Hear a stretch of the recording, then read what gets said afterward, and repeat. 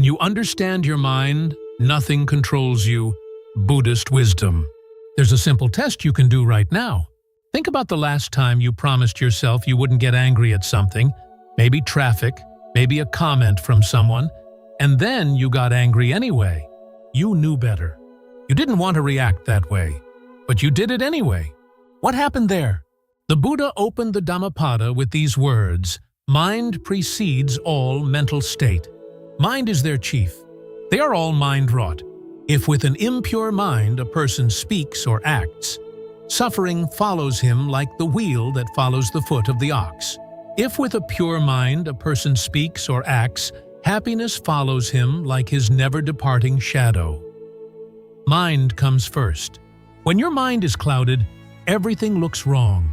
Not because the world changed, but because your mind changed. When your mind is clear, even difficult things become workable. We spend years blaming what's out there, never looking at what's in here. So, if mind leads everything, what's leading your mind? Watch what happens. You're sitting peacefully. Then a thought, I should check my phone. Suddenly, you're restless.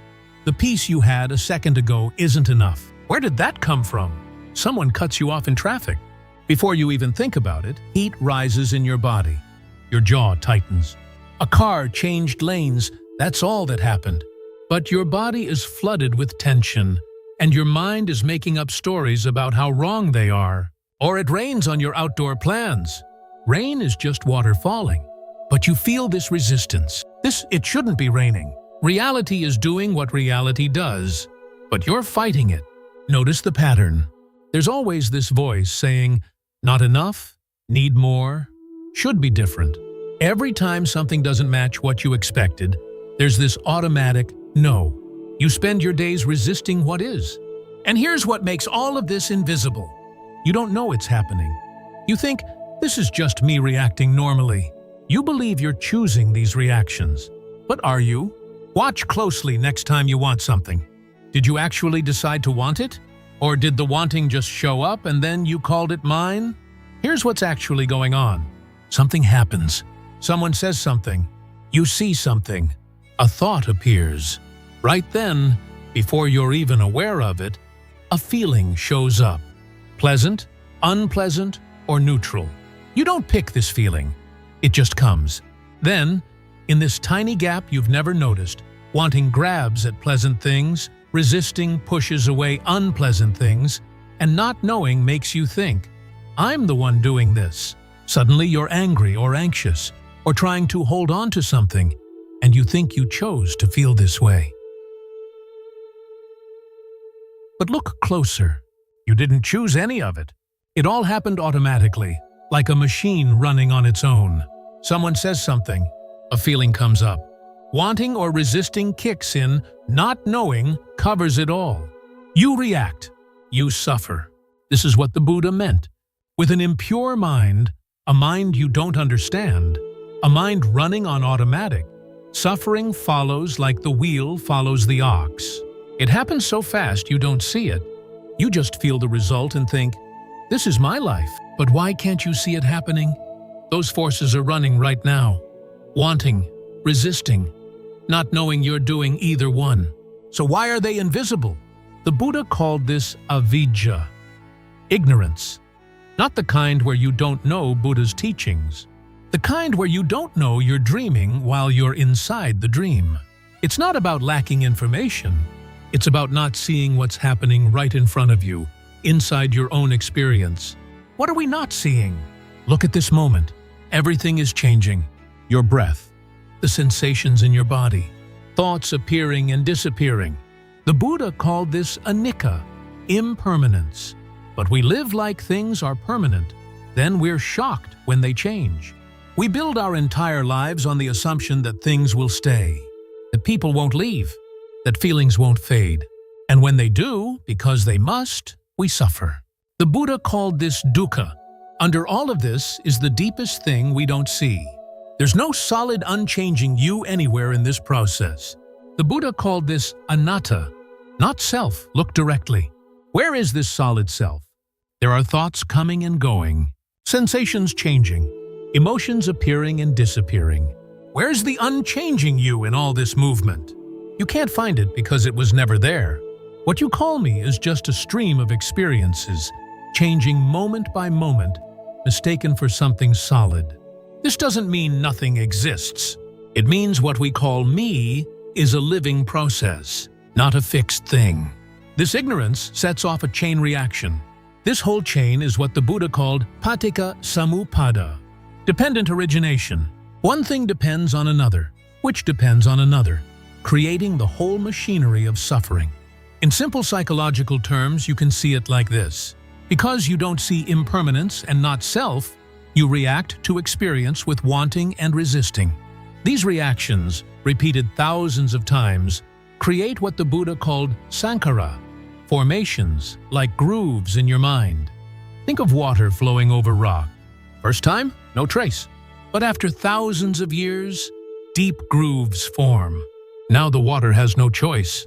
It just follows the old grooves. Your mind works the same way. First time you reacted with fear to something, it was just a response. But you've done it thousands of times since. Each time deepened the groove. Now, when similar things happen, the old reaction runs automatically, before you're even aware. This is why you keep reacting the same way to the same things. The grooves are so deep, the reaction runs before awareness catches it.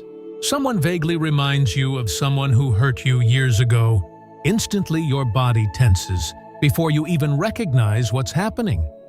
This is sankhara, the old groove still running the show. You don't see the groove. You just feel the automatic reaction and think, this is just who I am. But it's not who you are. It's just a pattern that's been repeated so many times, it feels like identity. But it gets deeper. These grooves don't just create reactions. They shape how you see everything. They condition what the Buddha called vijnana, consciousness. Consciousness isn't separate from what it sees. It's been shaped by all those grooves, colored by all those patterns. Two people look at the same rainy day. One sees gloom, feels trapped. Another sees freshness, feels alive. Same rain, different experience. Why? Different grooves, different consciousness. You're not seeing reality as it is. You're seeing it through grooves carved by thousands of past moments. Here's the full chain as it operates in your own mind. Ignorance, not seeing impermanence and not self, creates grooves in how you respond. These grooves shape your consciousness. That conditioned consciousness then creates wanting, resisting, and not knowing. Those create more reactions, which deepen the grooves, which condition consciousness more. It's a loop that feeds itself, a machine that builds and runs itself. This is dependent origination, not punishment. Not because you're broken, just how an unexamined mind naturally operates. Right now, this machine is running, not seeing as active. Grooves are directing where your attention goes. And you think you're choosing freely, seeing clearly. The best prison is the one you don't know you're in. But the Buddha found something. This machine only works in the dark. The moment you bring clear awareness to any part of it, something shifts. Not because you force it, because seeing itself changes things. Like mistaking a rope for a snake in dim light. Turn on the light, and the fear disappears instantly. Not because you became brave, but because you saw what was actually there. When you start seeing this machine clearly, the not seeing, the grooves, the conditioning, it loses power over you. Not overnight, but really, progressively, as you keep seeing more clearly. The question is, how do you see something that's been invisible your whole life? The Satipatthana Sutta says, Ekayano ayam mago. This is the direct path. 4 ways to see clearly. You don't need to become someone else. Just see what's already happening. Start with your breath. Don't control it. Just know it. Breathing in, you know you're breathing in.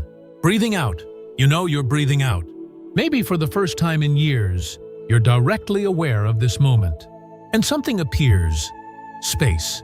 A gap between what happens and how you usually react. This gap is everything. The machine runs in that gap where you're not aware. But here, you are aware. The automatic chain has nowhere to start. You can do this with everything. Walking. You know you're walking. And you start noticing. Your body isn't actually solid. It's just sensations. Pressure here, warmth there, tingling, pulsing, all changing constantly. There's only movement, only change. Then the crucial part, observing feelings. Pleasant feeling shows up. You know, pleasant feeling. Not, this is good. I want more. Just pleasant feeling is here.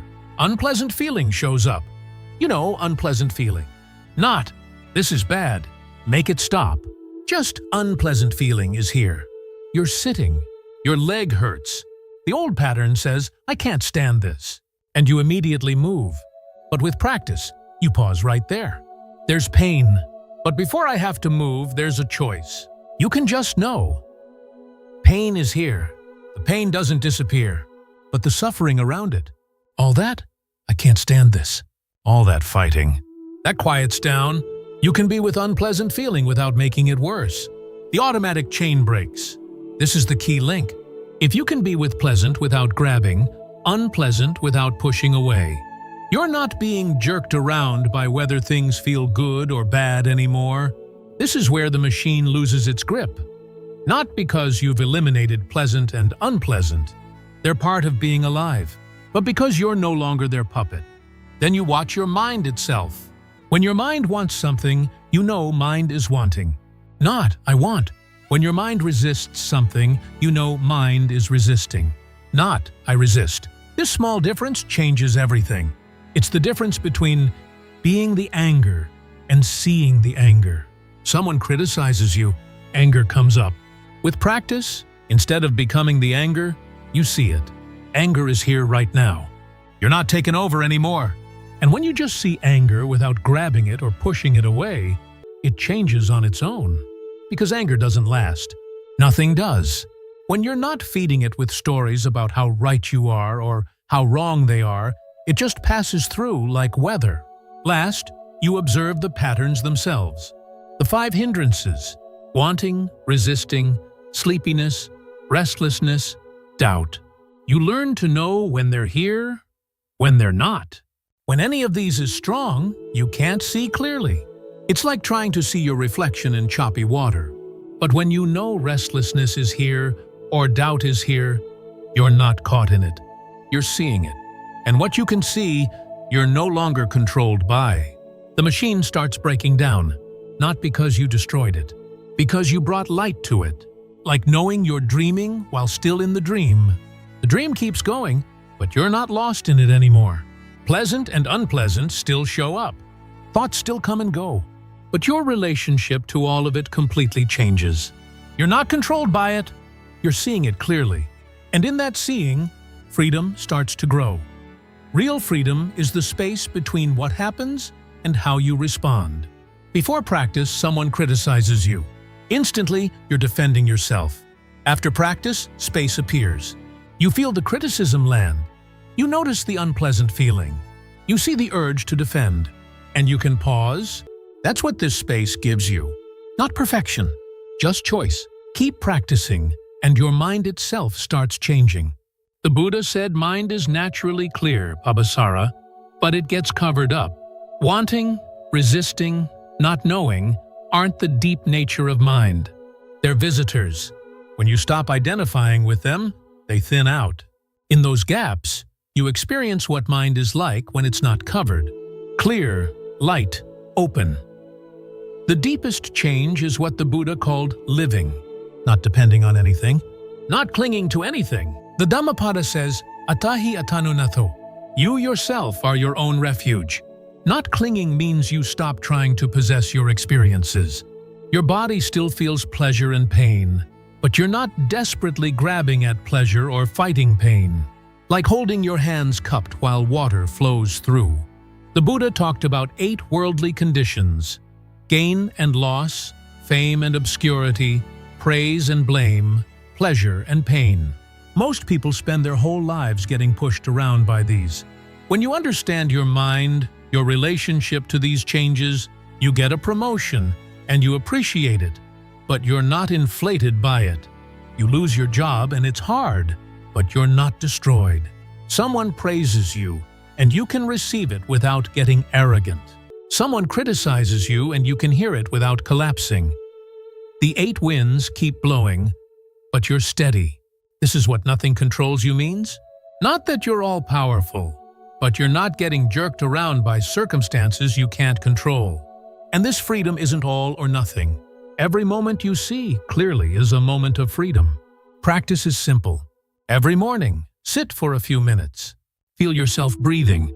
During the day, when you notice yourself getting pulled, pause, take one breath. See what's actually here. Before sleep, ask yourself, where was I free today? Where was I controlled? Watch for signs. Are you catching yourself faster, recovering quicker, more quiet moments appearing in your day? Over time, something shifts. You're still you. Problems still show up, but you're not fighting reality anymore. This is what the Buddha was pointing to. What becomes possible when you understand your mind through seeing directly, through practicing these 4 ways of clear seeing. You've seen how the machine works. You've learned to see it through practice. And when you see it, the chain breaks, because it only worked in the dark. You're not perfect, but you're free from being pushed around by forces you can't see. Free from constant war with reality. This freedom is available now. See what's actually here. Breath moving, body feeling, mind thinking. Nothing solid anywhere. All of it flowing. See this once clearly, and you're never quite the same. Keep seeing it, and you walk from suffering toward freedom, from confusion toward clarity, from being controlled toward being awake. Start now. This breath. No, I'm breathing in. That's already freedom. That's already understanding mind. That's already the path.